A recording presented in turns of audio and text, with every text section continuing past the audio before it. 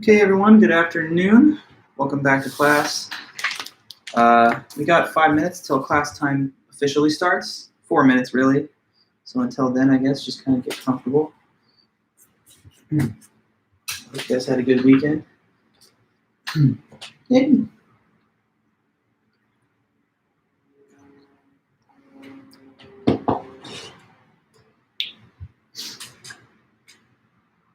Eddie.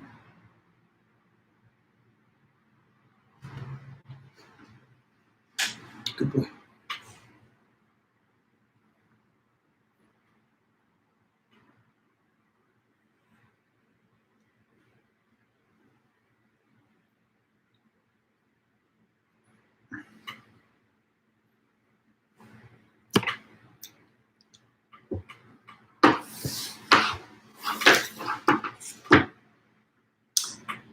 Hey, Kellen, how's it going? It was good.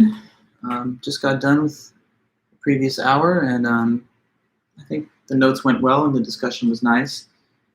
Have you guys met Eddie, or only Peach, the other cat? I don't know if Eddie's made an appearance because he's usually very shy, but this is Eddie, the big boy, the big bro. Such a good kitty. Eddie. Yeah. Yeah. Meet Eddie. Good boy, Eddie. He's such a silly, just a lover. He's a really good cat. Oh yeah.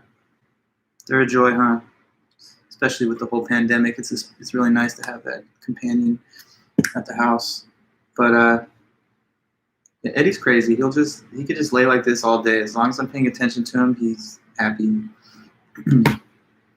I don't know what's this whole drooping off of the table thing that he does, though. That's kind of strange, but you can see, I mean, his whole head is off the table, and he just doesn't care.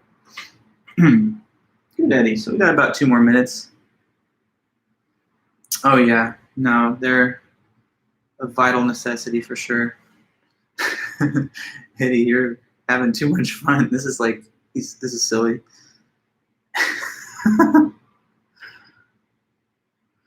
Oh my goodness. Are you seeing this boy? Look at him. This is too funny. I'm cracking myself up. Well, he's cracking me up.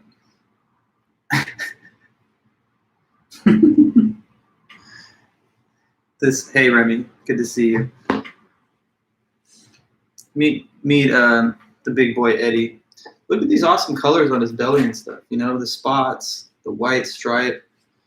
This is a very handsome boy.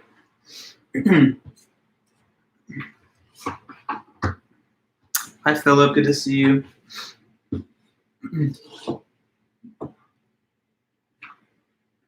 Careful, Eddie. Don't fall off.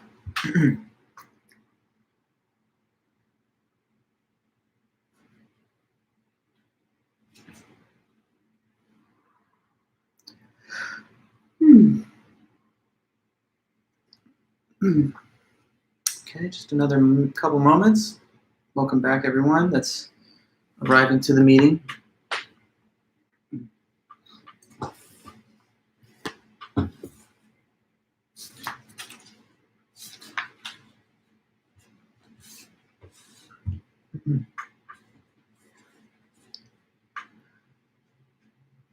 Hey there, Tan. Richard Cheese. Yeah,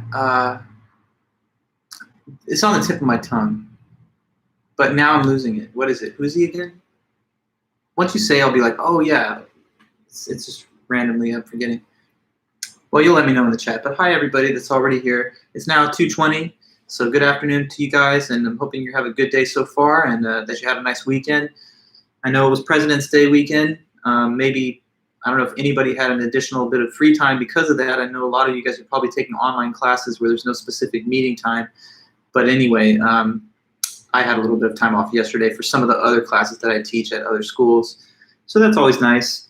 But yeah, welcome back once again. Let me just get us into the meeting by reminding everybody that the first homework assignment is due in 2 days on Thursday. So make sure that you email me your homework assignment before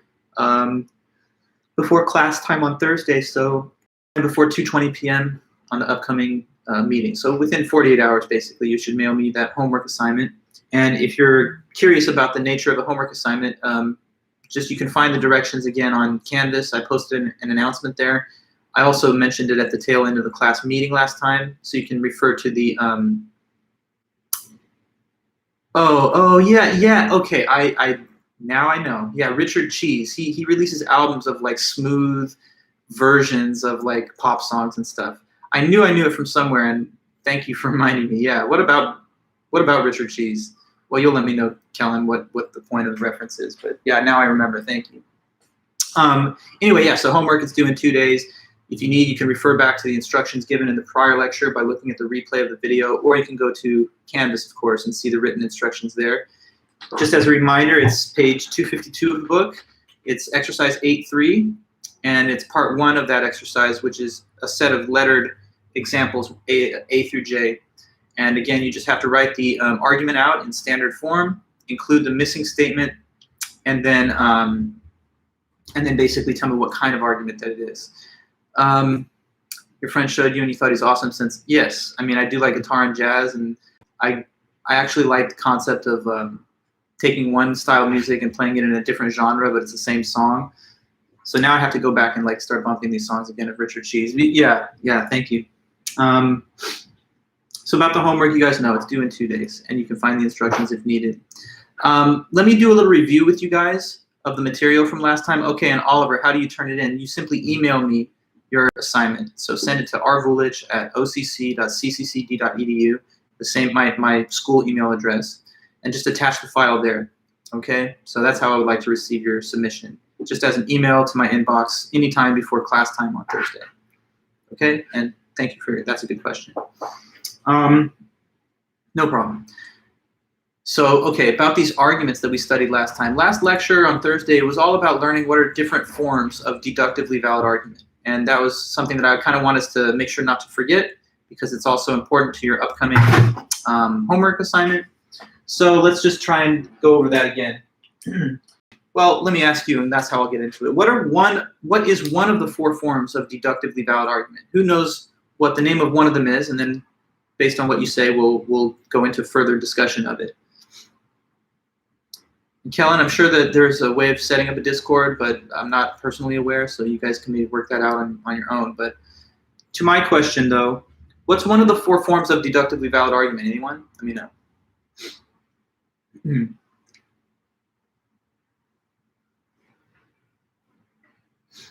Just go ahead, put it in the chat. That's a question for you. One of the 4 forms studied in the last class, relevant to the upcoming homework. Okay, so Ryan, you say disjunction, but to be a little more precise, it's called the disjunctive syllogism, and it's called that because it has a disjunction in it. Okay, now if you remember, a disjunction is an either-or sentence, right? So, cool, now you've told me that one of them is disjunctive syllogism. Let's go further. Who can tell me the specific format of a disjunctive syllogism? So like, write the argument in the chat as it would go on the page or on the whiteboard here. And, to sort of denote which premise is which, you can number them 1, 2, and etc. like that. So who could just quickly state the right form of disjunctive syllogism? This is our current little review topic, disjunctive syllogism.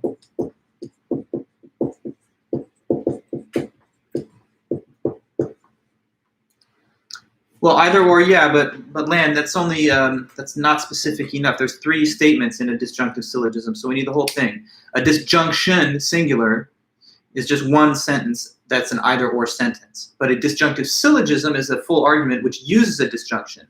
Okay, Remy, so the first would say either A or B.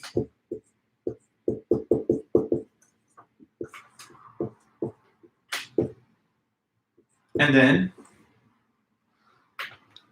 hey there, Matthias.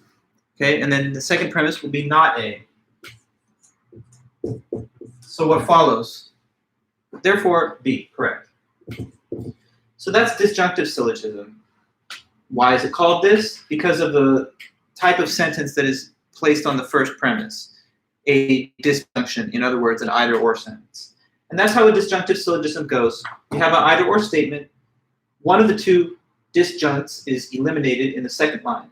And then the conclusion is whichever one was not eliminated. So if either Trump or Biden will win the election and it wasn't Trump, then Biden, therefore, was the winner. Okay, Ryan, you say either orange or apple is good for health. Well, Ryan, no, actually. This is wrong. You started off okay. You said either orange or apple is good for health, but you went in the wrong direction because after that, it has to be a not statement. You see what Remy wrote just a couple lines above you there? The second line has to be not one of the two things, A or B. So in your case, it should read either an apple or orange. I mean, it's a weird thing to say is good for your health and then deny one of them, but let's suppose that just given your example, either oranges or apples are good for your health, but oranges are not good, so apples are. That would be the way of putting your argument, right? It has to be that the correction I'm giving you to be clear, Ryan, is that the second premise has to eliminate one of the two disjuncts. It cannot affirm one of them. Also, it's kind of weird. I mean, what you wrote was either A or B. A, therefore A. I mean, then it's like no mention of B at all. So, good? Okay, hopefully that's clear. Yeah, so it has to specifically be this format. It has to be one of the two disjuncts is denied. It could be that we have either A or B, not B, which then therefore would lead us to A. But it's never the case that we have either A or B and then one of them is affirmed, leading to the either affirmation of the same statement or the other one. Okay, so that's disjunctive syllogism. I will either park in the garage or on the street, but there's a piano sitting in my garage right now filling it up, so therefore I will park on the street. I left my phone either in my let me see. I either left my phone in my car or in my apartment. And I looked all through my car, and it's not there. So it must have been in my apartment. Say those are the only two places that I was on that day, you know? So good, Ryan. Yeah, I don't like orange, so I pick apple. Or you say either orange or apple is good for health, but the acidity of the orange is bad for my ulcer, so therefore I eat the apple. Whatever. Good, good. Okay, so I've just given a few additional examples of this to back up the form itself. Let's just remember that's disjunctive syllogism. Okay, now what is another one of the four forms of deductively valid argument? So we're going to speak to another one now. Not disjunctive syllogism, but which one would you like to do next? Let me know in the chat, and then we'll go over it. Another of the forms. Okay, well, good, Kellen. You say hypothetical syllogism, but the problem is that that's actually a family name which there are three members of. Okay, like my family name is Vulich. I'm Richard Vulich, but there's also Danny Vulich, my brother, Christine Vulich, my sister. So what you wrote, hypothetical syllogism, is like just saying the last name of someone's family. I need to know the specific individuals that are members of it. Okay, so now we get to it, Oliver. Modus Tollens is one of the hypothetical syllogism family. Okay, so there are three hypothetical syllogisms.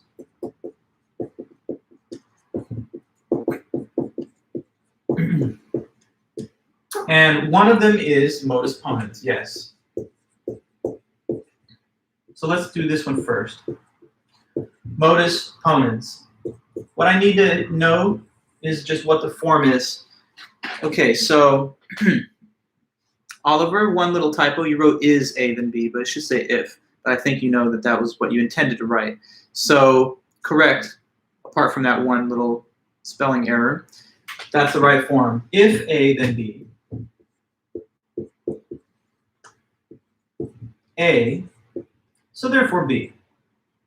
Okay, like if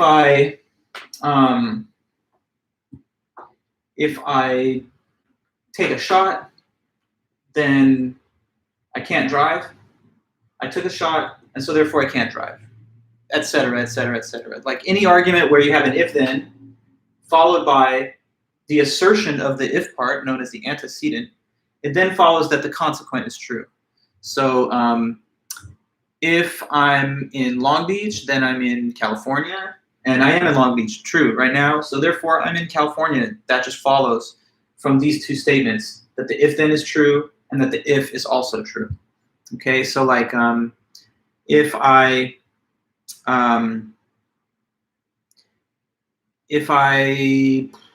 get the job, then I applied for it.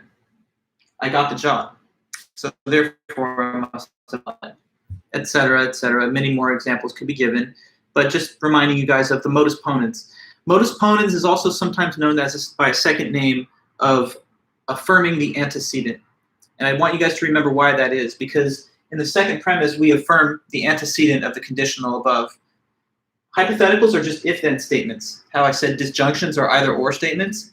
Hypotheticals are called if-then statements. And there's two parts to the hypothetical. There's the if, which is the antecedent, in this case A. Then there is the consequent, which is the then part, and that's B.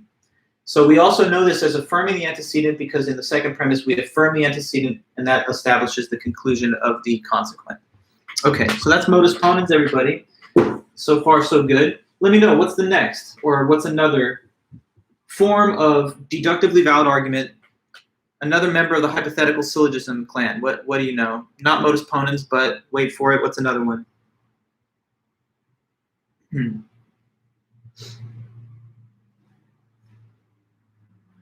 Just let me know. What's the next one to take on? We've done disjunctive syllogism, modus ponens. Okay, good, Remy. Modus tollens. So let's go over that one again.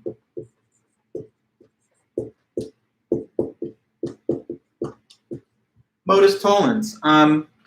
Well, I'll let you know there's two premises that lead to the conclusion, but what's the overall structure of this one? Okay, good. So we start with if A, then B. Very good, yes. If A, then B. Followed by not B. Yes, Remy. But what conclusion shall we draw? So therefore not A. Yes, correct. So if I get the job, then I applied for the job. But I didn't apply, and so I must not have got it, obviously. If I run, then I will sweat. I'm not sweating, so I didn't run. Let's see. Try and think of other cases. If you can have any of them, just go ahead and freestyle them and put them in the chat, and I'll look at them and add them to the discussion. But I think it's always good to, give a bunch of come at it from a bunch of different angles, various examples of the same format, so you kind of get the big picture of it. Let's see.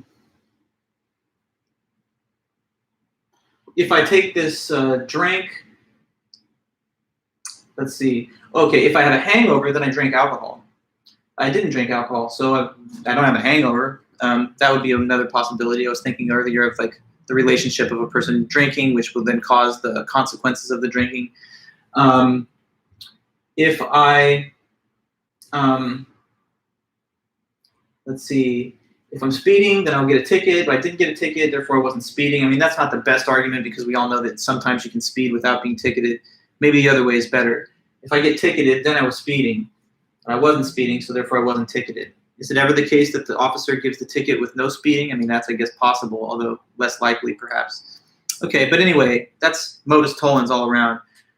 Notice that it is the consequent that is eliminated or denied on the second premise. And that's why modus tollens is also sometimes known by the other name of denying the consequent. Okay, so just make sure that it goes in that given order. Let me see one, though. I thought someone would bite on that, and nobody did. So now I want to kind of make a point. Someone write down an example of modus tollens so I can just see that it's coming through in your mind. So let me see. We saw the format. Thanks for that, Remy. But can we plug in for A and B and stuff so we have actual content there? What do you think? Let me hear one from your side.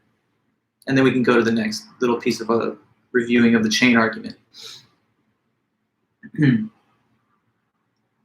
So I'll just take a second, but whenever you're ready, let me see that example in the chat here. Okay, so Remy, if I go to the gas station, then I get gas. Okay.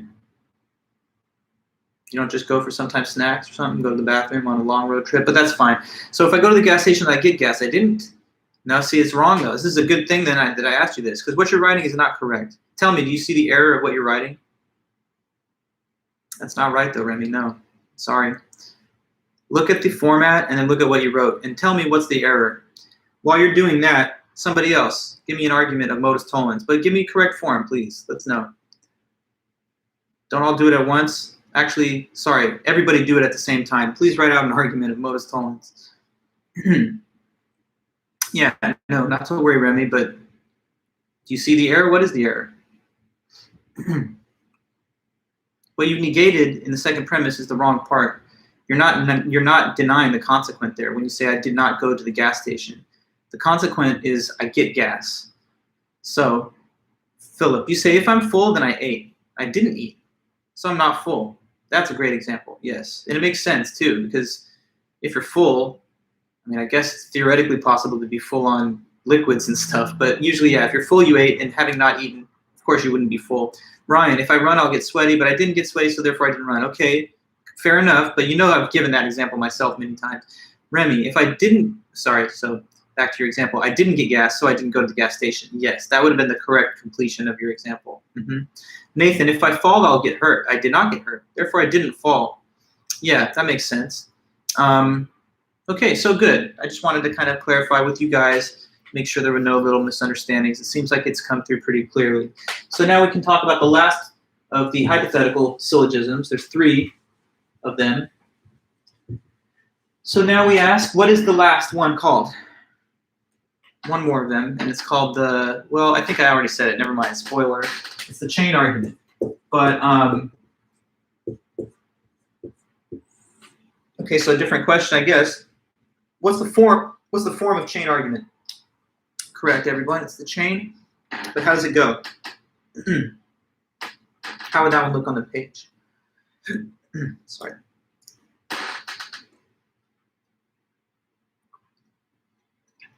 Suppose that we have 2 premises in the chain argument like here. Okay, very good. So Lan and Jordan. If A, then B. Second premise. If B, then C. Conclusion, therefore if A, then C. Yes.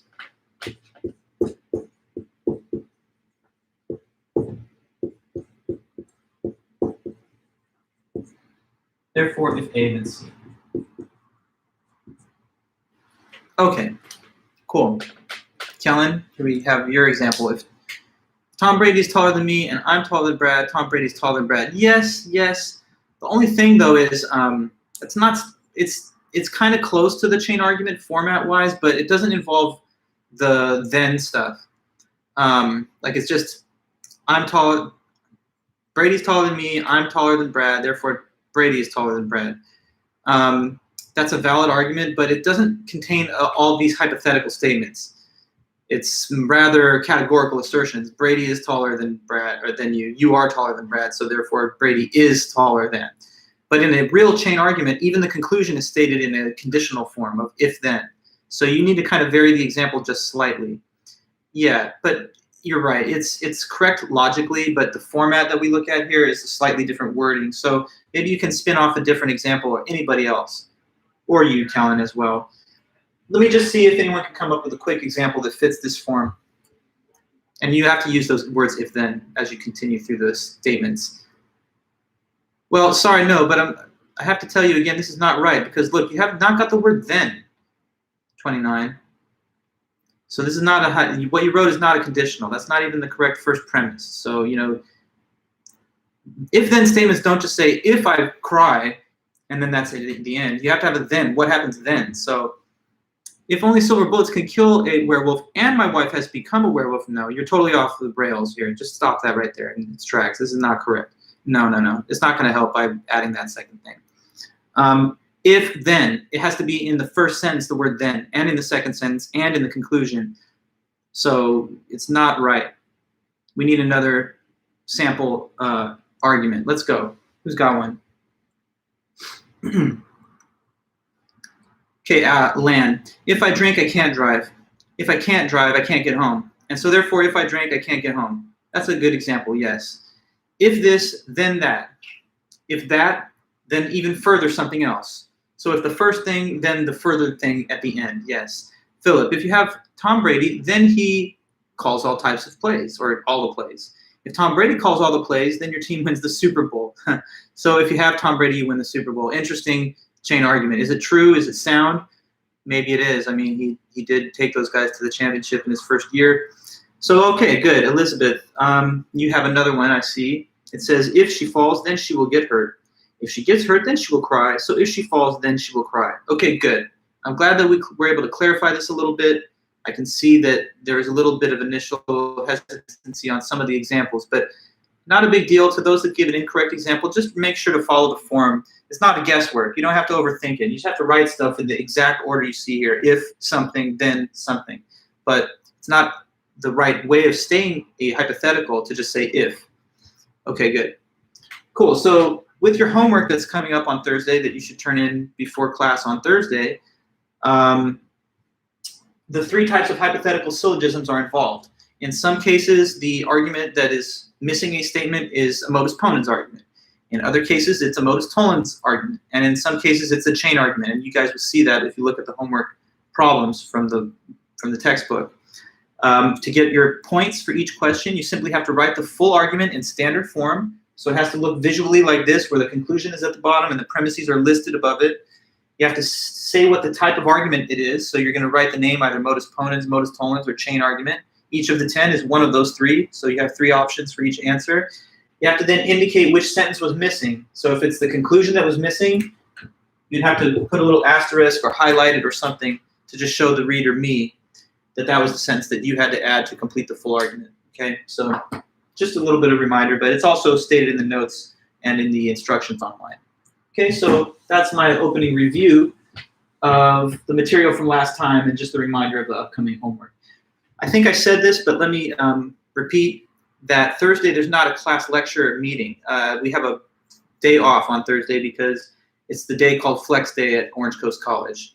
So for us professors, we're supposed to go to faculty development workshops, and we're not to hold classes on Thursday. So we won't have class Thursday, but your homework will still be due to me just by emailing it to me. But no YouTube live stream on Thursday. We'll be back live on Tuesday next week as we finish the notes of Chapter 1. And then the next thing upcoming beyond this week is you have a quiz next Thursday on Chapter 1 and the earlier material from Chapter 8 and 7. Okay, so just some notes about the upcoming dates. All that's in the calendar as well, so nothing has changed. It's just a reminder. Kellen, you say, if I stay an extra hour, I will impress my boss. If I impress my boss, I will get promoted. And therefore, if I stay an extra hour, I will get promoted. Also a great example. Good. Okay, then, so now what we're going to do is we're going to break into the notes of Chapter 1 from the book. So far, everything we've done was in Chapter 8 and some of it in Chapter 7. Now we go back to the beginning of the text to learn about some important information in the initial chapter. So in Chapter 1 of the textbook, it opens up with some interesting dialogue, discussion of 2 famous social psychology experiments that were conducted in the 60s and 70s. And the reason that it opens with these 2 studies is because they really do show some of the greater importance and value of being a good critical thinker. They sort of teach us a lesson that when you're a good critical thinker, you won't act and behave as badly as maybe some of the subjects in these experiments did. So I need to tell you about these studies, what happened in them, and how they reveal some of the importance of critical thinking to us. So one of them is known as the Milgram Experiment.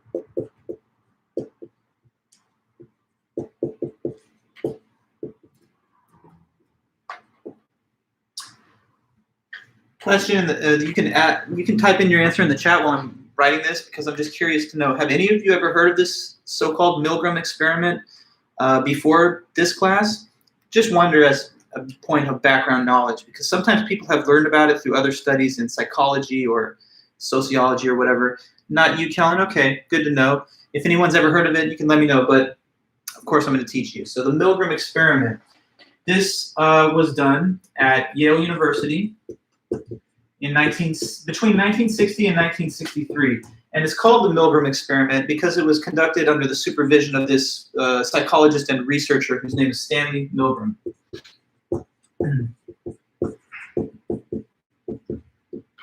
Okay, and Nathan, you've heard a little bit about it. Cool, so a little background knowledge from some of you. Let me just refresh your memory if you've already heard about it and give you some knowledge if you've never heard about it. So Stanley Milgram was the lead researcher. It's done at Yale, early 60s, known, of course, by his namesake as the Milgram Experiment. So to add context, and this is also discussed in the book, this is happening in the early 60s, not a generation yet even removed from the atrocities of World War II, Nazi Germany, and the Holocaust. So as you guys all know, in World War II, Nazi Germany was trying to exterminate Jewish people and did kill as many as 5 million Jews in concentration camps and all of that. So after World War II, the United States and the Allies, toppled Nazi Germany, and we prosecuted a lot of those officers that were working in Nazi Germany at the Nuremberg trials that were held in Israel. And a lot of those Nazi officers were executed and hanged in the Nuremberg trials for their complicity and their participation in the horrors of the Holocaust. Okay, well, people like Adolf Eichmann and others that were prosecuted and hanged, when they were put on trial, a lot of them tried to defend their conduct, and they often gave a very common excuse or justification. And this is a line that has perhaps seeped into our popular consciousness through the generations. Maybe you've heard that Nazi officers executed in the Nuremberg trials would often say, please don't hold me accountable because I was just doing what? Have you heard this line, or do you think you know what I'm referring to or hinting at?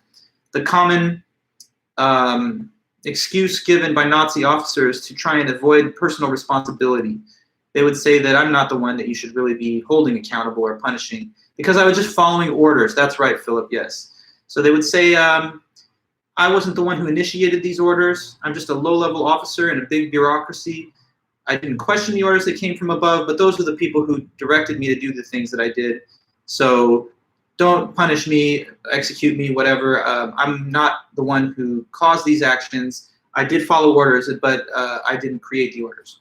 Well, anyway, I mean, that was moral justification for these atrocities, and still executed and hanged.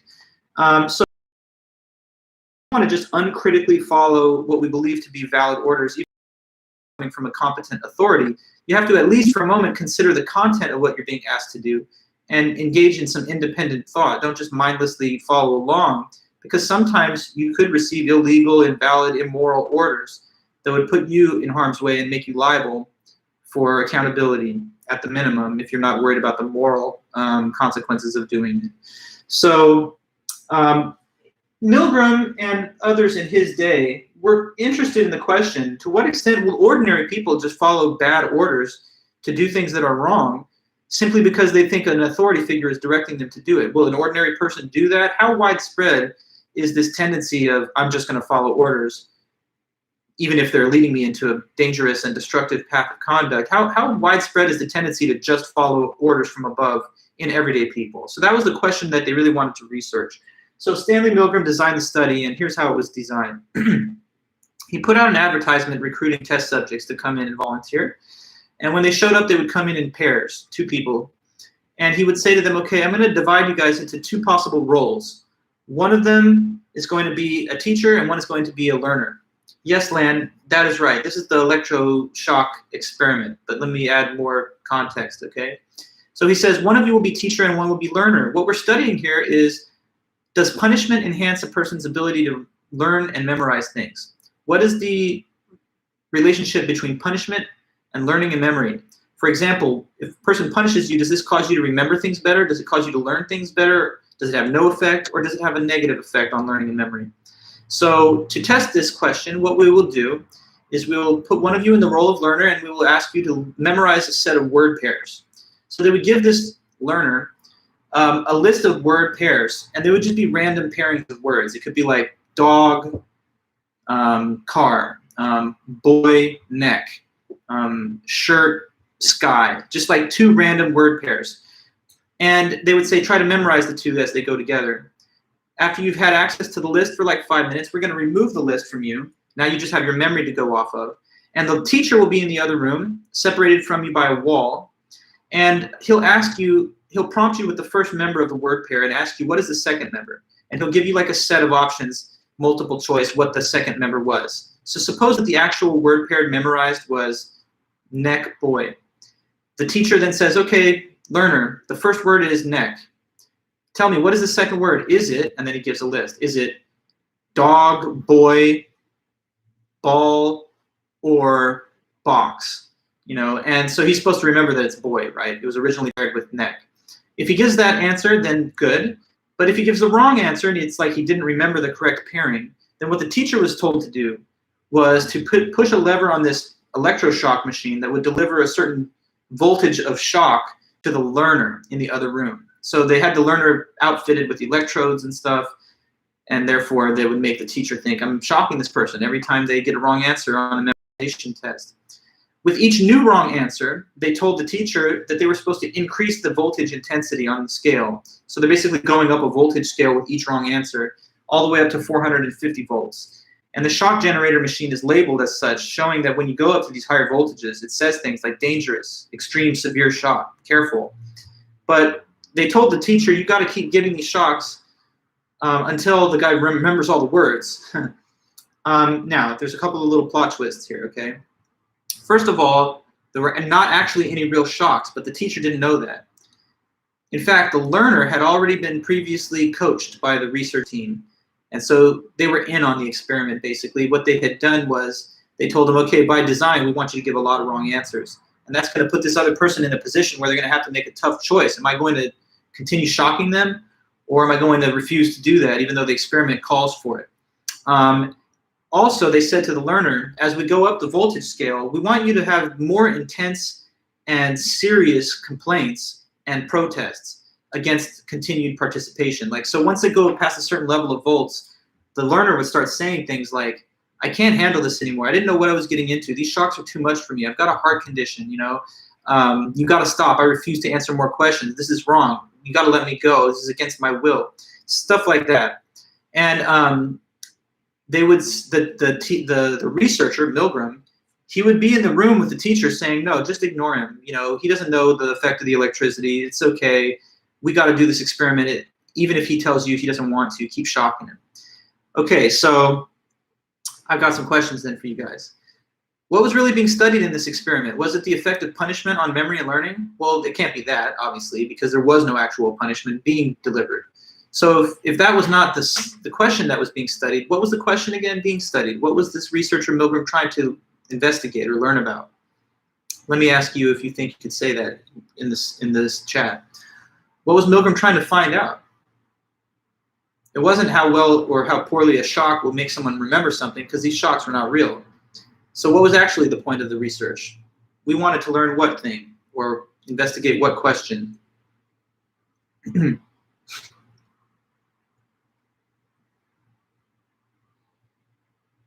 Based on what I've told you, I think you could put it together. I may have even mentioned it briefly in passing, but what would it have been? The point of the study, what was really being studied or examined? Okay, good. How far will someone go in being directed to follow orders? How obedient are people basically to directives that they hear from what they think are authority figures? Will ordinary people just mindlessly obey these orders even when it becomes pretty clear that what they're doing is harmful and destructive and maybe even harmful to human life? Or will most people refuse at some point to continue going? So they really wanted to see that. Will most people be like the Nazi officer that says, hey, I'm just following orders. I don't know, maybe I'm killing somebody, but someone told me to do it. Or will most people, will their conscience and their reason kick in at some point and compel them to refuse? So the results in a way were not, well, they're disturbing is the best way I guess I could put it, because they actually surveyed a group of psychologists before the study. And they asked them, in your professional judgment, how much of a percentage of people do you think will give all these shocks versus how many do you think will just refuse? And professional psychologists of the time, they had a very optimistic assessment. They thought, well, come on, people are not going to give these shocks. At a certain point, they're going to hear the person crying out and screaming and refusing, and they're going to stop. So they thought it's going to be a tiny little percentage, less than 10%. Only the most deviant few are going to give all these shocks, right? But actually, the real results were, I don't want to be too much of a pun master, but they're shocking, right? They're kind of surprising. The real result was this. 2/3 of the people did give all the voltage of shocks. So about 65% delivered the full range of shocks to 450 volts, or believed that they were doing that. And about 1/3 of the people, a healthy minority, about 35%, did refuse at some point to stop giving the shocks. And I'm actually going to send you guys some of the classic documentary footage of this old experiment, so you can look at it over the next few days and stuff. I think that actually enhances the lesson a lot, because, you know, it's one thing for a person to teach you this or to read about it on the page, but it really hits differently when you actually see the old footage and you see the actual study being conducted in black and white. Anyway, though, what you see on those videos is that the people that were able to stop, the 35% or so, they appear to be the good critical thinkers, because those are the kind of people that could back up their refusal with arguments and justification. They were able to offer rational and moral arguments as to their refusal to continued participation. The larger contingent of all the shocks, many of them, to be fair, showed anxiety about it, showed a little bit of hesitation, discomfort, but in the end, they still just continued to give the shocks and were not able to give cogent reasons as to why they should stop. So what this reminds us of is that, first of all, ordinary people can get caught up in directives that they believe they're receiving from authority, and that ordinary people will do terrible things to others if they think they have social or institutional support for it. You know, you would never deliver an electric shock to a random person on your own, being unprompted. But in this kind of context where there's some kind of professional authority vested in the person with a white lab coat, you think, well, they know what they're doing and I'm deferring to their judgment. So more often than not, people will just mindlessly obey without thinking about what they're doing, even if they do seem somewhat disturbed or bothered by the actions that they're being compelled to take. So being a good critical thinker, among all the other benefits it gives us in life, it helps you have the intellectual tools that are needed to resist authority if and when it's appropriate, so that you are one of those kind of people, like the healthy 35% minority here, that were able to eventually establish good reasons and logical arguments for thinking on your own and refusing to follow along with bad commands. So let me read a little bit from the book, and you can hear its description of the same. And Alex, you say also, I think some of the Nazi officers couldn't go with their morals because of fear of being punished by their authority. Yeah, true enough. But I mean, we're talking about slaughtering people like animals, right? I mean, that crosses all lines. You should just reject the entire legal structure that you're a part of if that's what the law, so-called, is compelling you to do. Those are bad, unjust laws. So sometimes disobedience is the right thing. But anyway, it says Nazi war criminal Adolf Eichmann would, I mean, and by the way, these people got executed anyway. So, you know, if they had actually been thinking about what was good for their self-interest, they would have broke the law of Nazi Germany and held to the higher moral standard that they were eventually judged according to. Just like everyone is eventually. I mean, the righteous and the just principles always win out in the end. So people who think they're following the commands of like an evil authority are going to be exposed in the full light of time. It says here, Nazi war criminal Adolf Eichmann was tried in Israel in 1960 for crimes against humanity. Despite his claim that he was just following the orders of superiors when he ordered the deaths of millions of Jews, the court found him guilty and sentenced him to death. Was he an inhuman monster, or was he just doing what many would do, following orders? To address this question, social psychologist Stanley Milgram conducted at Yale University between 1960 and 63 what became a classic experiment. Milgram placed an advertisement in a newspaper asking for men to take part in the scientific study of memory and learning. Those chosen to participate were told that the purpose of the experiment was to study the effects of punishment on learning, and that their job was to give electric shocks as punishment when learners gave a wrong answer. The participants were instructed that the shocks would be given at the direction of the experimenter and would range in intensity from 15 to 450 volts. In fact, no shocks were actually being given, but the participants didn't know this. Does it relate anything to discipline, Ryan, you're asking? Well, I mean, this, if I understand your question correctly, I mean, it doesn't maybe mention the word discipline in the textbook itself, but you can clearly draw the association that if you have discipline, then that means that you have a certain kind of code of ethics that you apply to your personal conduct, and you don't deviate from that even if it seems convenient in the situation, or even if you feel like you're fearful of retribution from superiors or whatever. So I think a disciplined person is a fine way to think about the host of intellectual skills that sort of counteract these tendencies, but not limited to that description either. And it says, as the intensity of the shocks increased, the learner, who's actually an actor, responded with increased anguish, screaming in pain and pleading with the participant delivering the shocks to stop. Despite the repeated pleas, all participants gave shocks of up to 300 volts. Before refusing, 65% gave all shocks of 450 volts. Most who continued were clearly disturbed by what they were doing, but unlike the participants that did refuse, they were not able to provide logical counter-arguments to the scientists' insistence that they must continue. So that was the Milgram study. We learned a lot about the tendency of human beings to more or less obey even invalid and immoral directives that come from above. So, you know, even in the military, which of course relies crucially on the chain of command and obedience to superior officers, one of the things that you're trained in very explicitly from the start is not to obey an illegal order. So not all commands can be taken equally. You have to yourself consider the viability, the justification, moral, legal, and otherwise, of what you're being asked to do. And so trying to shift the blame or responsibility to higher ups is not necessarily going to excuse you either morally or legally. So that's one point to know about the Milgram. Now, after that, there's another famous social psychology experiment that's also discussed here in the book, and that's the famous Zimbardo experiment.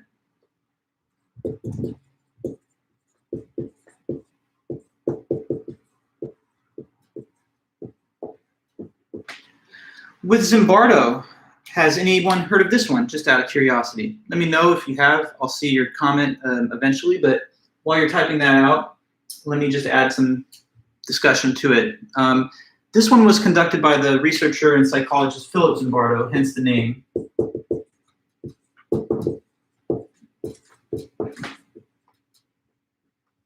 Philip Zimbardo. This was done at Stanford University in 1971. So, okay, once again, Nathan, you know a little bit, so this will be a little bit of a refresher for you. Sometimes this is known as the famous Stanford prison experiment. Maybe you've heard of it under that label or title. Yeah, Oliver, the Stanford prison experiment. There was actually a movie, a dramatic reenactment of this that came out earlier in the 2010s, maybe 2015 or so. I'm not sure if it's the best dramatic reenactment ever, but it's out there. Some people I know have watched it. My students have watched it. I'm going to also send you guys some of the archived documentary footage of this study as well. When I send you the Milgram and Zimbardo, that'll be a little supplementary video lesson for you to add to this. You can look at that anytime over the weekend. I'll deliver it by Canvas. But anyway, what we see in this experiment was it was funded by the United States Navy, and they wanted to see how will people respond when they're put into a social dynamic where some people have total authority and control and other people are basically powerless. So like, what about the social dynamics of a prison type environment? Will ordinary college students that are put into this type of environment behave well, badly, or what? So they recruited volunteers for the study, male adult college age volunteers from the local Stanford area. And they divided them into the two roles, prisoner or prison guard. To even make the simulation more realistic, they had cooperation from the local Palo Alto Police Department. So the people that were designated in the role of prisoner were actually arrested and brought to the Stanford Psychology Department where the prison was set up. So that's kind of to, enhance the realism of the simulation or whatever. Anyway, half of the people I shouldn't say half, but a number of the people were placed into the guard and some were placed into the role of the prisoner. They said to them, this is going to be a 2-week prison simulation in the basement of Stanford Psychology Department. That'll be our so-called simulated prison. It should run for about 2 weeks. And to the guards, they said this. Zimbardo briefed them, and he said, I'm giving you really loose guidelines. You can do whatever you want. Just run the prison. Just very broad directive. Run the prison, whatever you think that means. The only kind of guardrails are you're not allowed to cause like permanent physical injury to the prisoners. But other than that, do whatever you feel you need to do to induce compliance and order at this prison. So it's supposed to go for 2 weeks like that. And it actually had to be shut down and canceled after only 6 days, prematurely, not even 1 week in. Why did they have to stop it so early? Because it barely took any time at all for these prison guards to start getting really carried away with their role in the simulation. And they started behaving really abusively and sadistically towards the people in the role of prisoner, like forcing them to clean the ground with their bare hands and toilets and stuff with their bare hands, eating food off the floor, forced nudity, sexual humiliation, verbal abuse. They were forcing like male subjects to engage in mock wedding ceremony, to play on insecurities having to do with like homophobic anxieties and such. So basically they were traumatizing these prisoners, and one of them had to drop out after just a few days because he was having a whole mental breakdown going through such anxiety and trauma.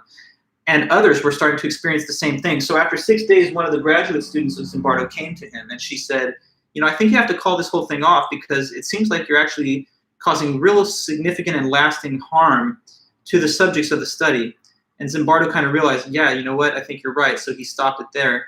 But we still learned a lot. It showed us that we kind of as human beings, we have a tendency to devolve into base, deviant, immoral behavior if we think we have social support or institutional support for that type of behavior.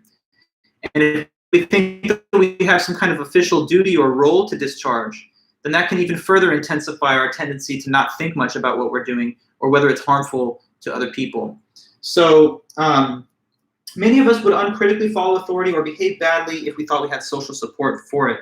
And this pair of studies kind of reminds us that being a good critical thinker gives us the intellectual tools that we need to think about what we're doing and why we're doing it, to monitor our own conduct, and I guess, as you said, Ryan, to have discipline about our own conduct towards others, and also to be able to resist authoritative directives that come down if and when they're inappropriate and invalid. So a person that's a bad critical thinker always just defers to authority, thinks they know what they're doing, they know better than me, my job is to just listen. A good critical thinker, though, considers things for themselves. Now, I don't want you to take this in the opposite extreme and think that the good critical thinker always rebels and is just kind of a total rebel against all forms of authority. No. I would say many and most forms of authority are valid, legitimate, and based on expertise and professional knowledge. So it's not necessarily a bad thing to defer, but you have to still think about what you're being told to do for yourself. And that's the lesson, I guess, taught to us by this pair of interesting social psychology experiments. Let me read a little bit about the Zimbardo one. It says here, along similar lines, in 1971, the U.S. Navy funded a study of the reaction of humans to situations in which there are huge differences in authority and power, like in prison.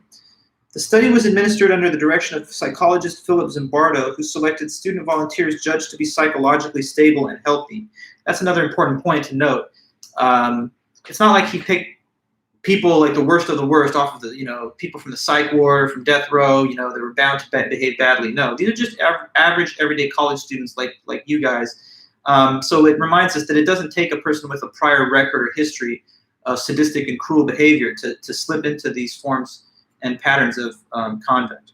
The volunteers were randomly assigned to play the role of either guard or prisoner in a 2-week prison simulation in the basement of Stanford University building, where the psychology department was. To make the situation more realistic, to enhance the feeling of getting into your roles in the simulation, they gave them kind of uniforms.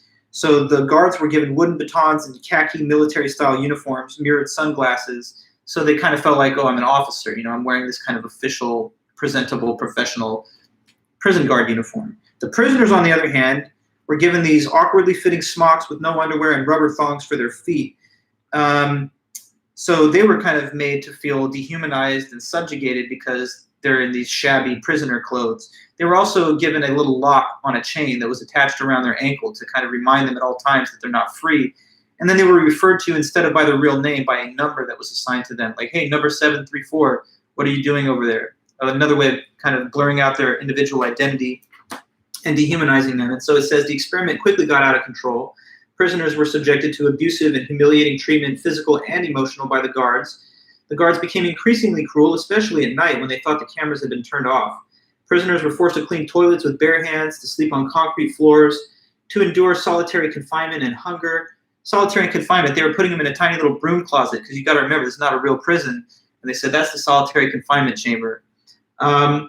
So, I mean, look, it reminds you also there that there have been real prison abuse scandals, like in Abu Ghraib and Guantanamo Bay and stuff, that kind of mirror the dynamics that we saw in the Zimbardo study. And it's important to know that if people will get carried away and behave so badly and sadistically, even in a simulation where they know these are not real prisoners and that they're not real guards, if even the pretense and simulated role of prison guard can get a person that kind of carried away with their pretense to authority, imagine how much more potential there is for abuse and misconduct in actual life, where people really have authority and social and institutional support for the way they conduct themselves in their role.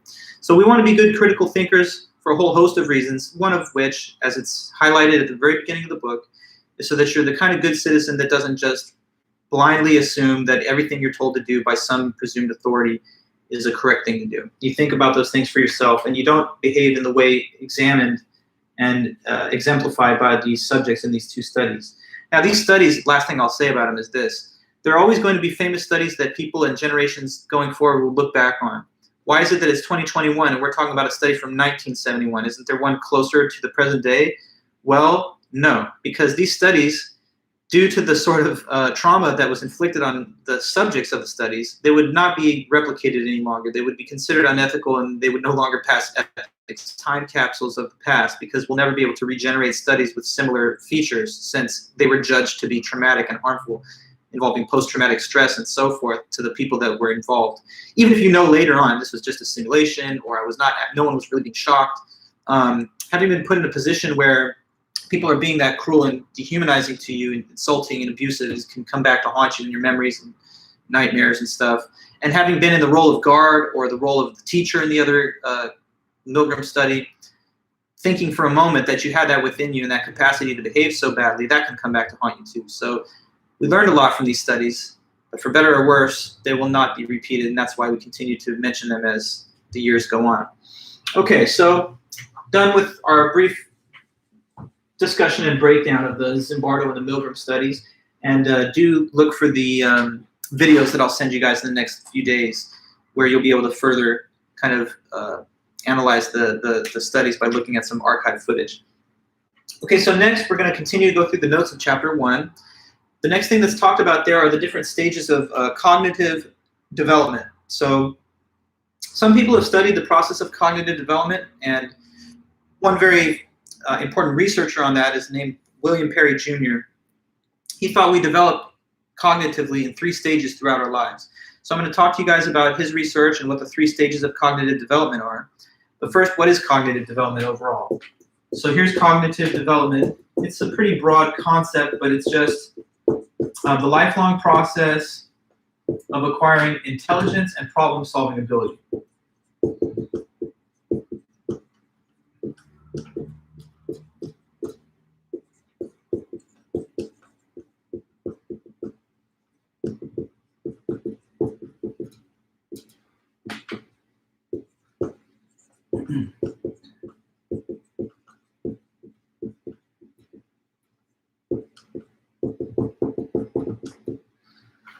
Okay, so cognitive, the word, has to do with the functioning of the brain or the mind. If someone is, let's say, like cognitively impaired, it could be that, oh, they're under the influence of a certain kind of intoxicating drug, and so their brain isn't functioning as it normally would. Anyway, cognitive development has to do with the development of your brain and your reasoning capacity over the course of your lifetime. And so to be more specific, the definition provided in the book is lifelong process of acquiring intelligence and problem-solving ability. So a lifelong process, meaning that it's open-ended. Think of a little baby born today, right? This baby that's born today can't talk, can't reason, doesn't know anything about history, about physics, about art, philosophy, society, or anything else, right? Just goo goo gaga, just got there. So that's, for obvious reasons, cognitively undeveloped. But then on the opposite extreme, you can imagine, the wise old person having had so much life experience and so much education, formal and informal, that now they know the ways of the world, their place in it, and the bigger picture. And there's all these stages in between those 2 points. Me and you, we're some way along that path, right, in the between. And we can continue to become more intelligent, acquiring new knowledge, new facts, new information, pretty much throughout our life. The only limitation on that would obviously be if a person starts to suffer from cognitive decline, disease, or disability. But apart from those, we can always learn something new. And it doesn't end with your formal education, of course. I mean, I guess I took my education to the absolute limit with getting a PhD, but I feel like there's new things that I learn either every day, every week, all the time, from teaching people, from researching subjects that I'm asked to teach others, and just from my own interests and research. So we can all become smarter, we can all learn new information, gain new facts that we didn't know before, and get better at solving problems, whether those are practical, whether they are academic, professional, or whatever the case is. So the lifelong process of acquiring intelligence and problem-solving ability. Now, according to at least one famous psychologist and researcher, there are stages of this. It happens in stages. And this is the idea of William Perry Jr. So he's mentioned in our book because of his contribution to this idea of cognitive development. He's the one who studied it in a lot of depth and believes that it overall goes in three stages. So he lived anyway from 1913 to 1998. And I'm just briefly mentioning him since he's the source of these ideas that we'll now discuss. So the 3 stages of cognitive development, according to William Perry Jr.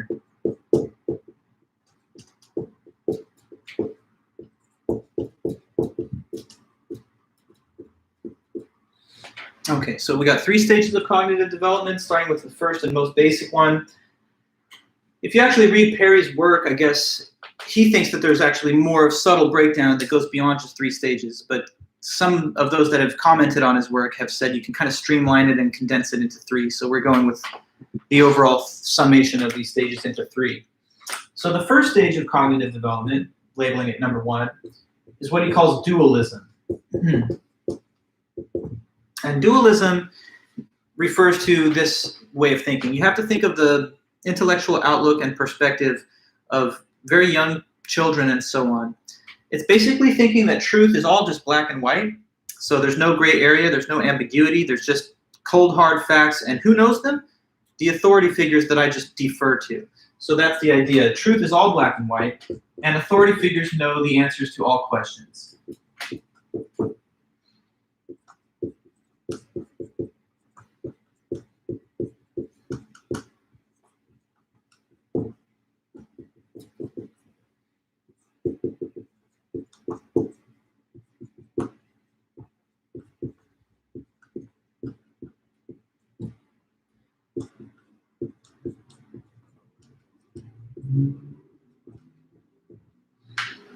Okay, so think of little children, right? They don't have experience or the maturity yet to weigh in on a lot of controversial and complex issues. So they just take what they hear as a given from some source of knowledge that is above them. They don't question it. They don't think they have any input. So it's kind of like deferring, outsourcing the intellectual labor to these presumed smarter folks above you that know more than you. And as a little child, that's reasonable. You know, you don't yet have your own experience to compare against what people tell you. And you don't have, you know, your own powers of rational judgment yet fully mature to contradict what other people say. So like if somebody tells a little kid, hey, we're the 3rd planet from the sun, you know, the kid is usually not going to be like, well, how do you know that? What's the evidence? Can you show me how you found that to be true? I mean, I would love to agree with you, but I need to know what the reasons are. No, they're just going to say, okay, that's a fact. Yeah, you told me that, so you're a smart adult or a parent or a teacher or some other respected member of my community. I received the information, and I just accept it without further thought or question. I'm not saying that's controversial. We are the 3rd planet from the sun, obviously, but little children basically will receive any information, whether it's clear, unclear, universally respected and accepted, or controversial. They'll just accept it because they think the people telling me this stuff, they know everything. These are authority figures. They know all the answers to every question, and there's no gray area. There's no ambiguity. So I don't have to like debate, discuss, question things. Just follow what I'm told, accept what I'm told. It's kind of like you think of yourself as just a passive receptacle of information that comes from other people. So you don't have your own ability to challenge, question, or contribute thought, just hearing information from some higher source of authority. So that's dualism. But the problem with dualism is that eventually you start to realize, hey, respected authority figures don't even always agree. And sometimes they've been wrong in the past. You know, what if you're in this early phase of your intellectual development and you hear contradictory claims from 2 different authorities? Like authority figure number 1 says a glass of wine with your evening meal is good for cardiovascular health. So in limited quantities, wine can actually promote good health. And another study from another respected researcher comes down and says, no, this is false. It's based on a poor methodological approach to the research, and our findings are to the contrary, that alcohol in general is always bad for you, even in small amounts, so you'd be better off not having a glass of wine. Now you have 2 different studies from 2 different, let's say, respected, prestigious university research institutions. If you're in the dualist phase, it's just like your mind is blown. What am I supposed to think? I just trust what people say, but now different authoritative figures are saying opposite things. So that's when you start getting to the second phase. So if you make it a little further with your intellectual growth, maturity, and your development, you get to stage 2, which is known as relativism.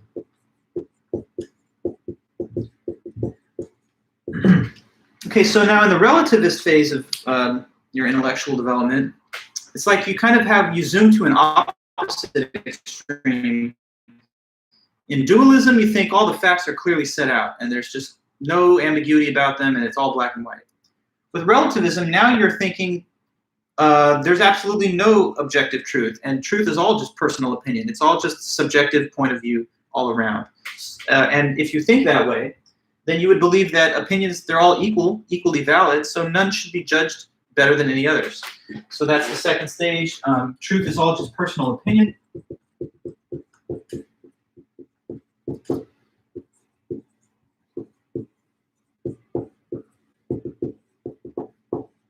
And all opinions are equal and should not be judged.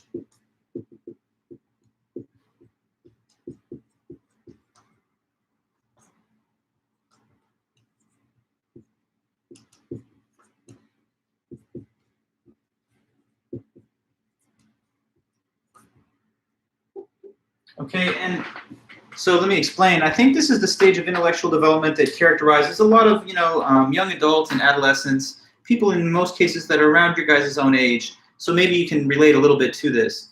It's thinking that there's such diversity of opinion in the world that we really can't have any objective truth or fact. There's merely personal opinions that people have, and that's what we call the truth. My truth, your truth, his truth, her truth, but they're subjective. There's no objective reality. There's just personal opinions. And if a person thinks in this way, then they would claim that, well, two different opinions are equally valid, and neither one should be criticized from the standpoint of one that disagrees. So there's some good things about relativism. I mean, I guess one good thing is that you believe even experts can have differences of opinion, and I can kind of critically evaluate those different viewpoints, and I don't have to think that there's only one answer. The problem, though, is this. There still is such a thing as objective truth, though. You want to have an open mind. You want to be respectful of diversity of opinion, different lifestyles, different belief systems. But you don't want to just have this idea that there's really no such thing as facts and truth, and so it's just kind of a big guessing game of opinions. No, just because we all have opinions does not mean that they're all equally valid or justified. So one person can have an opinion that the earth is flat, but that's not on an equal footing with the justified true belief that it is a sphere, because the evidence is not equal on both sides to back up these different opinions. So after a while, relativism shows its limitations, because you realize that there still are facts and truth that we can strive for, that we can even achieve. And if you hold on to relativism, then you just deny the whole possibility of getting to the objective truth. You just say everything is opinion-based. You also start, if you're thinking of in relativistic terms, then you are so hesitant to ever criticize a person's opinion because you believe there's no factual basis to dispute an opinion. And it kind of brings about a form of paralysis where you think I can no longer challenge anyone's opinions or views. In a way, why would you even form views if there's no objective truth? Like, why have an opinion if there's no fact behind these opinions? So in the best case scenario, if you reach your full, the full flower of your intellectual development, the highest stage, that's stage 3, which they're calling here commitment. And the commitment stage of cognitive development, I think in a way that it kind of brings together the best elements of the two that came before and avoids like the worst parts of them. So the idea then is that a person will just commit to their own views based on two things: reason and the best available evidence. And let me write that down and then explain it a little more.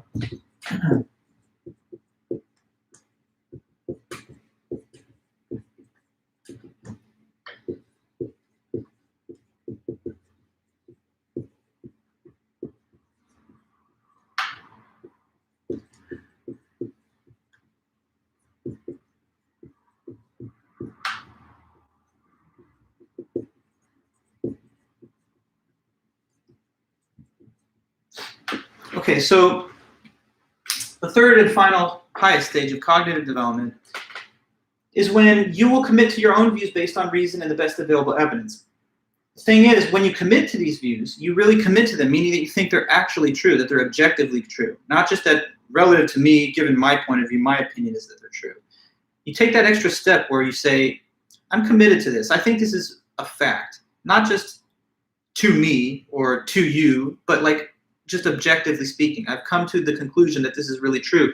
So at the commitment level, you do now think, you embrace the view that you can find the truth, that there is truth to be discovered and we can come to know what it is.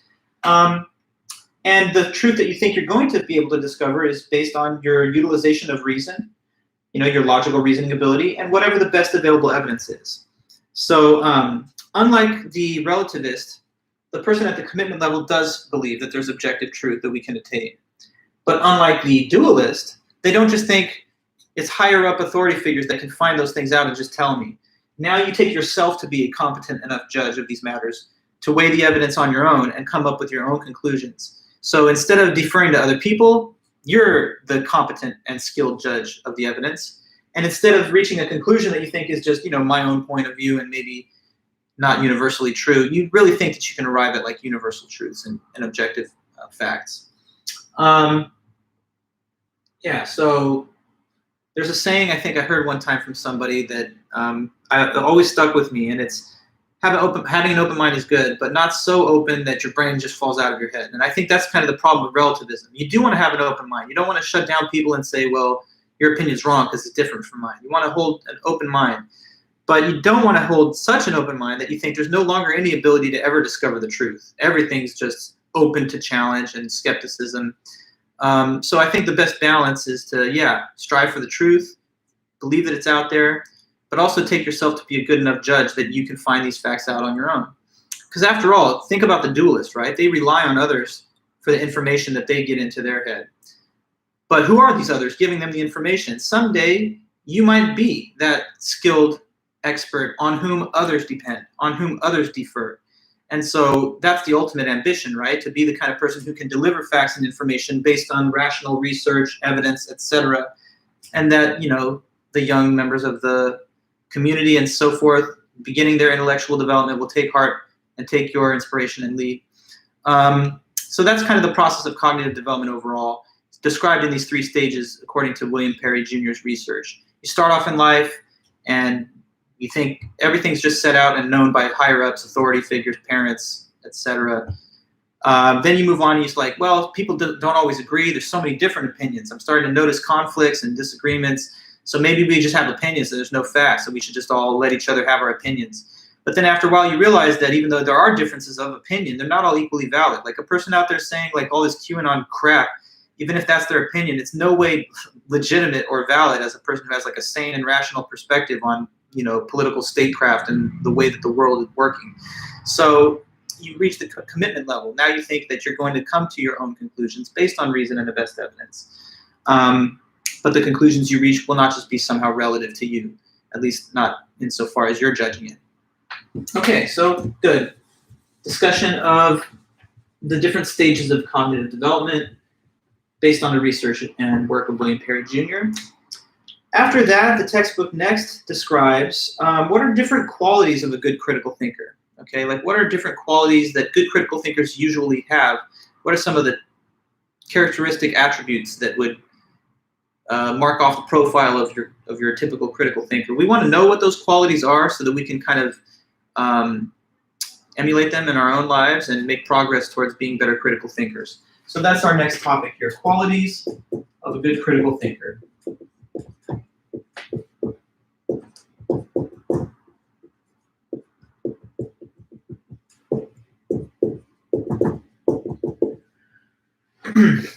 Okay, so you want to catch all of these qualities. You want to build all of these qualities within your own character and your own identity. You want to try and make progress towards these goals.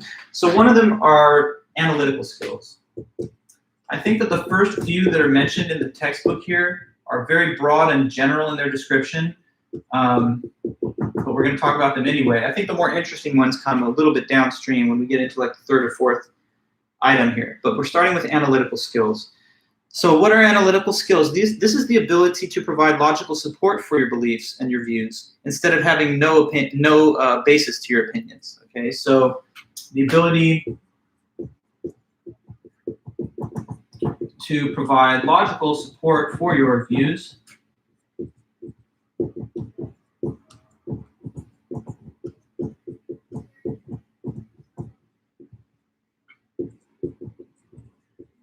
instead of having unfounded opinions, instead of having baseless opinions.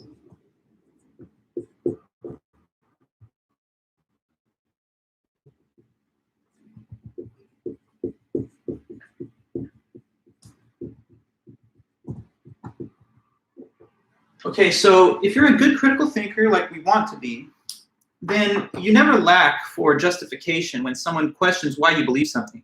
You don't just shrug your shoulders and like, I don't know, I really haven't thought much about it, it's just kind of a hunch. No, a good critical thinker has detailed reasons that they can give as a basis of justification for something that they think. So if someone says to them, why do you believe in global warming? They're not just going to be like, I don't know, someone told me. They're going to tell you, well, here are the reasons that I've considered, and here's what the evidence shows. And they'll be able to present a reasonable and compelling case to back up their view. A person that's a bad critical thinker is at a loss. If you ask them why they think something is true, they may say, well, I really haven't thought much about it. Or they may give you a half-hearted or poor explanation. So good critical thinkers have detailed evidence at their disposal, ready to give, not just to others, by the way. Sometimes it's to others. People challenge your opinions or want to know where you're coming from, and so you give them reasons. Sometimes, though, it's just for yourself. Don't you want to know that you have a reason to believe something, like you're not just sitting there just floating around with no good reasons? So sometimes you want to give yourself the confidence of your own convictions. You want to be able to say with courage and confidence that this is the reason I believe this thing. And knowing that there's a rational and legitimate basis gives you the ability to defend yourself if called upon in argument, to promote your own ideas and be able to give a set of facts as to why they're likely to have truth. And it also gives you the ability to comfort your mind that you don't just have no firm basis for your beliefs. Okay, and that's a sort of abiding sense of intellectual comfort and contentment for you. Analytical skills. Make sure you can back yourself up by giving evidence behind the things that you think. If you don't think you could, then you haven't really analyzed why you think that thing. Okay? Next up, as we go along the same lines, qualities of a good critical thinker, there's effective communication.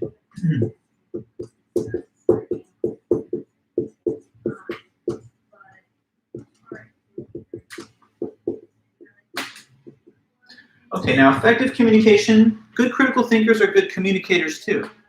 And with communication, there's a couple of important elements that you want to know that you want to be good at doing. So first of all, there's speaking, there's writing, and then when you're on the other end of the communicative exchange, there's listening to the other party. So let me put that here. Speaking, writing, and listening well.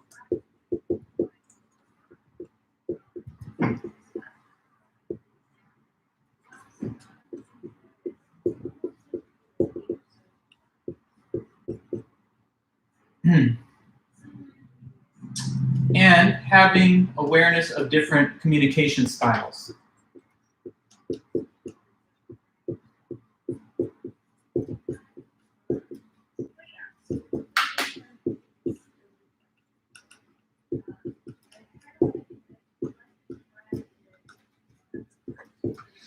Okay, speaking, writing, listening, awareness of different communication styles. So it's really a great thing to be a human being. I hope maybe you guys can agree with that. It's complicated, of course. You know, we have a lot more to worry about and think about. We have more expectations heaped upon us as we make progress through life. You know, animals is relatively uncomplicated. Just sleep, eat, reproduce, whatever. But here you are, a college student, trying to learn all of the big questions and topics that you're studying in class, and also just find your way through life. So we're more intelligent, obviously, than the animals, and the reason is because we have language. You know, for example, that Columbus sailed the ocean blue in 1492, but no animal on the planet Earth knows this because they're not capable of keeping the idea in language preserved from one set of a generation to another. So we've inherited knowledge from past generations through books, written materials that persist through the ages. If we didn't have language, we would not know anything about anything that wasn't happening outside of our immediate circumstances, okay? So we're more advanced life forms, and that's because we have language, and language is a two-way street. Sometimes you're the speaker.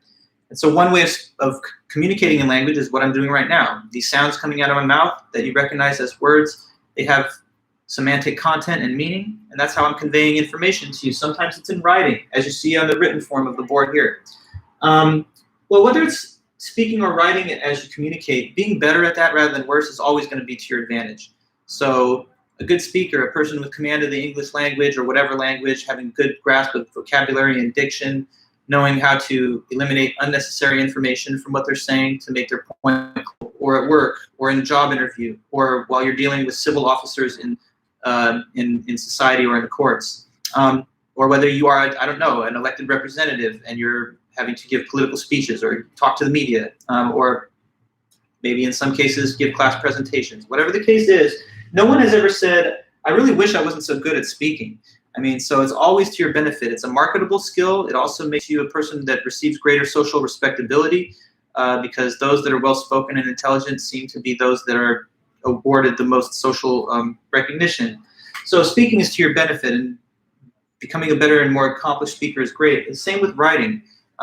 Sometimes when you're writing emails. Sometimes these are to professors. Sometimes it's just informal, direct messages and stuff to friends, texts, chats. But sometimes you're communicating with higher-ups, employers, professors. You're applying for things. You're submitting job interviews. You're turning in resumes. Sometimes you're submitting schoolwork, right? Research papers. Well, if you're a more competent and capable writer, a greater command of the written word, then you're also going to be more successful in all those endeavors. So these are just two things that good critical thinkers are good at. Of course, listening is the other side of the coin. Sometimes you're the one hearing another person speak or receiving their written information. And it's important then to listen to the other person carefully and to pay attention to what they're saying instead of just ignoring them and waiting for your chance to talk and then just saying, oh, cool story or something generic and moving on. A good critical thinker wants to get the most out of each exchange with another mind. So you have to hear this other person to have a meeting of the minds, know what they're saying, and have the ability to form an effective response. So listen patiently and carefully to other people, because, again, communication goes both directions. How are other people going to listen and pay attention to you if you don't pay them the same respect? Finally, the last point is having awareness of different styles of communication. One aspect of that is knowing how to adapt the way you communicate to the circumstance that you're currently in. You have to sometimes be a little chameleon-like, meaning that you shift depending on the context.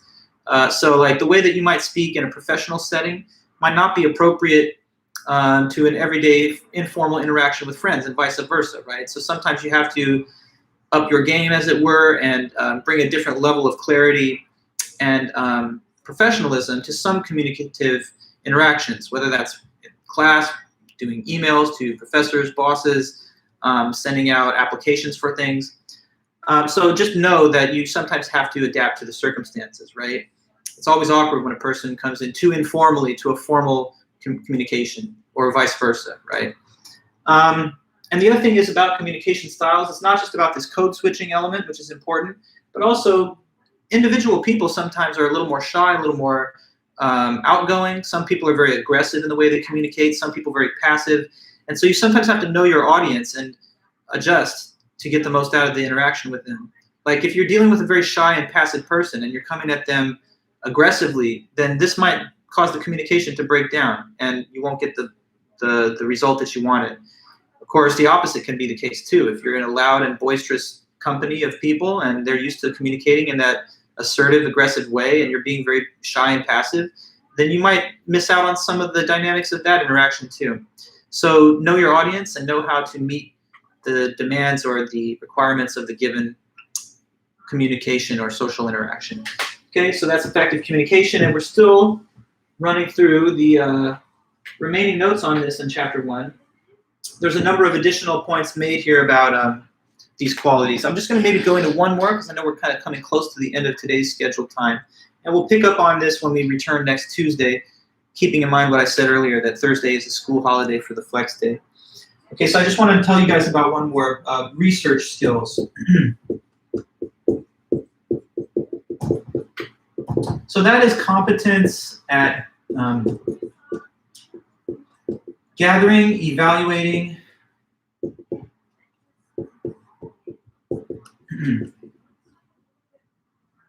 and putting together evidence for the purposes of research.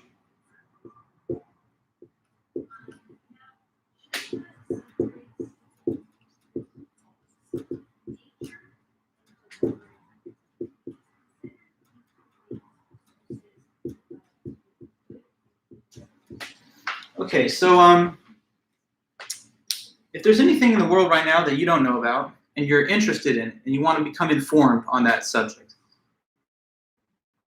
you're going to have to learn about it. But how are you going to learn about it? You're going to have to do research.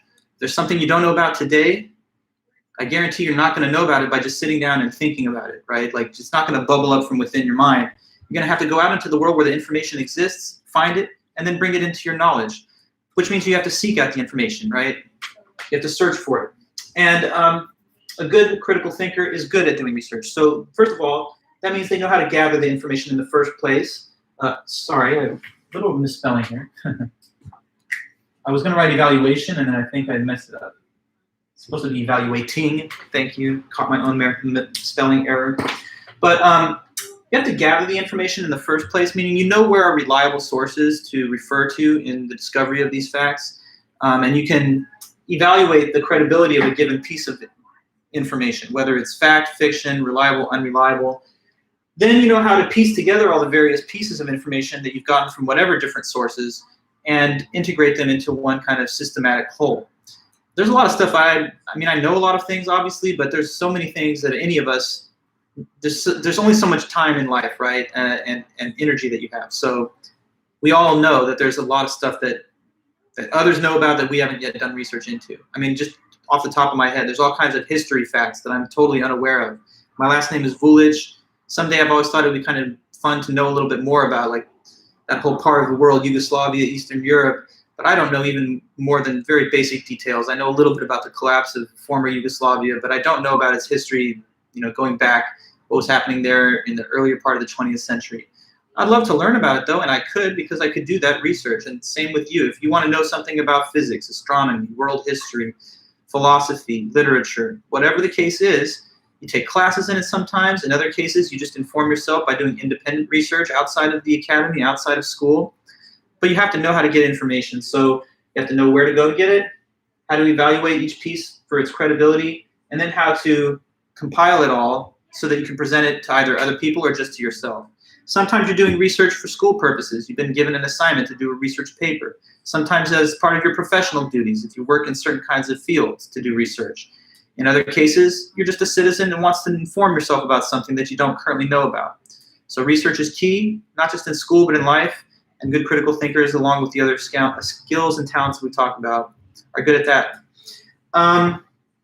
So as we know, we've kind of run to the end of our allotted time for today. On Thursday, we have our holiday of Flex Day. So all you need to do this week is make sure to submit that homework assignment to me by email. And if you want, you can, again, go back into the Canvas shell and you'll see the clear instructions given there. But it's not too hard. Just exercise 8.3 in the book. Send me either your typed or written document, which has all the answers in the way specified by the instructions, and then that's your first homework. I'll grade it over the weekend. I'll let you know the answer key, and we'll talk about it on Tuesday. And then you'll have a quiz next Thursday on Chapter 1 and the earlier material before Chapter 1. All right, guys, so are we all good? Let me know in the chat if everything's going well and you heard me and if you're ready to break for today. I just want to check in with you one last time before I close the stream. So is it all well and good, guys? Let me know.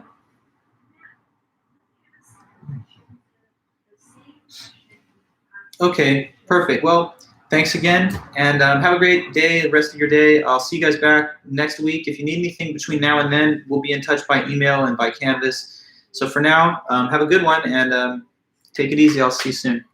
All right, bye-bye.